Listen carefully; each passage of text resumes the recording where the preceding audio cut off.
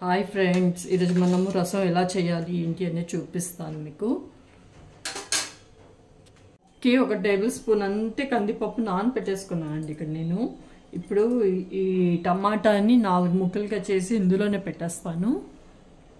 పప్పు నానబెట్టుకున్నాను కదండి, టమాటా ముక్కలు కూడా ఇందులోకి వేసేస్తున్నాను. కొద్దిగా చింతపండు అండి, నానబెట్టి పెట్టుకున్నది కొద్దిగా వేసుకుంటున్నాను అంతే. కొద్దిగా పసుపు కూడా వేస్తున్నాను.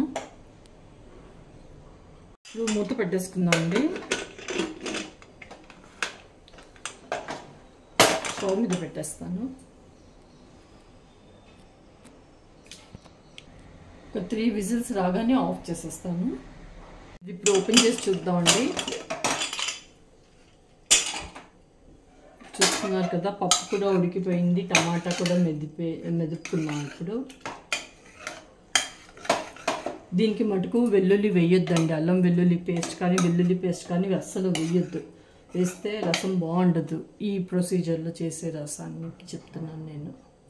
ఇక్కడ నేను స్టవ్ ఆన్ చేసేసానండి. ఈ పప్పులోకి ఇప్పుడు నేను రసం చేస్తున్నాను కాబట్టి వాటర్ వేసుకుంటున్నాను. నేను 3కి సరిపడా రసం చేస్తున్నాను. దగ్గర ఒక 1/2 లీటర్ వాటర్ వేసుకున్నాను ఇక్కడ నేను. ఇక్కడ ఉప్పు కూడా వేసుకుందాం.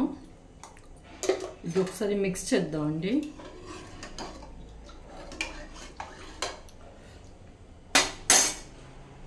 అలాగే కరివేపాకు అంటే ఇది చేత్తో ఇలాగా ముక్కలుగా కట్ చేసుకోవాలి. కట్ చేసి వేస్తేనే దాని ఫ్లేవర్ బాగుంటుంది. చాకుతో మటుకు కట్ చేయకండి. కొత్తిమీర కంపల్సరీగా కొత్తిమీర ఉండాలండి రసం అంటే.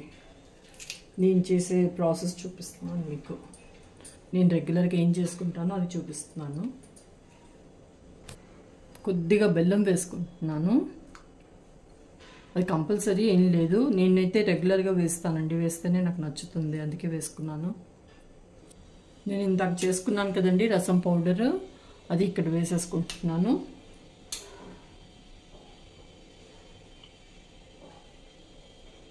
మీరు ఘాట్ ఎంత తింటారో చూసి వేసుకోండి. నేను 1.5 స్పూన్ వేసుకున్నాను అంతే.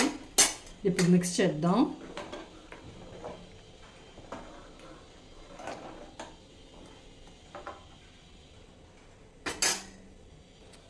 ఇది ఇప్పుడు బాయిల్ అవుతుంది కదండి, ఒకసారి కలుపుకుందాం. బాయిల్ అవుతున్నప్పుడు ఇది పక్క స్టవ్కి షిఫ్ట్ చేస్తానండి. దీనికి తాలింపు కూడా పెట్టుకుందాం. ఇప్పుడు పోపు పెట్టేసుకుందాం. తాలింపు పెట్టుకుందాం అండి. ఆయిల్ వేసేసుకున్నాను. ఇది ఇక్కడ బాయిల్ అవుతుంది కదా రసము. ఇక్కడ ఆయిల్ వేసుకున్నాను కదండి, కొద్దిగా నెయ్యి కూడా వేసుకుంటాను.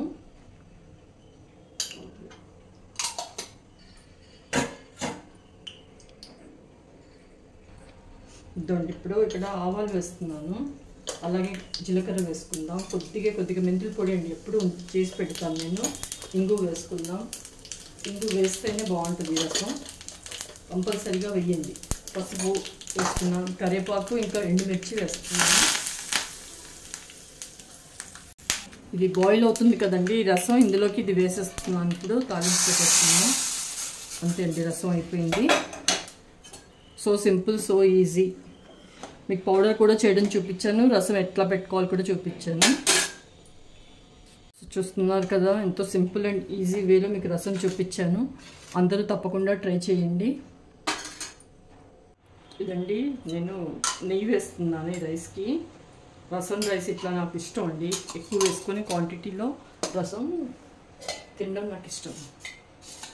చూపిస్తాను మీకు. ఇలా వేసుకుంటాను. వేసుకొని బెండకాయ చేసుకున్నాను ఈరోజు. బెండకాయ ఫ్రై ఇంకా రసం.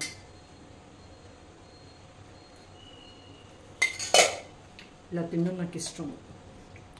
ఇలా మిక్స్ చేసేసుకొని ఇలా. సో మీరందరూ కూడా తప్పకుండా ట్రై చేయండి.